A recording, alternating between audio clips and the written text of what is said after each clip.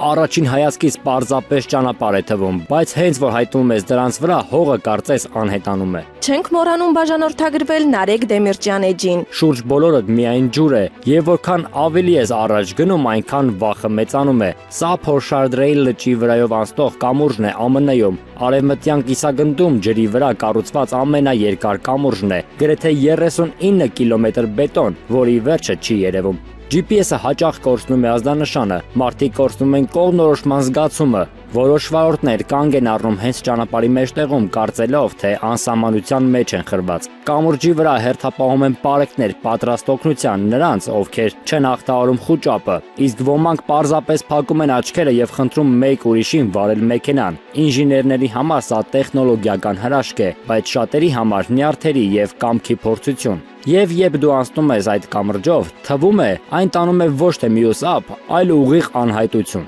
Ինչ ես կարծում այս գաղափարի մասին։ Չենք մոռանում բաժանորդագրվել Նարեկ Դեմիրճյան էջին։ Շնորհակալություն։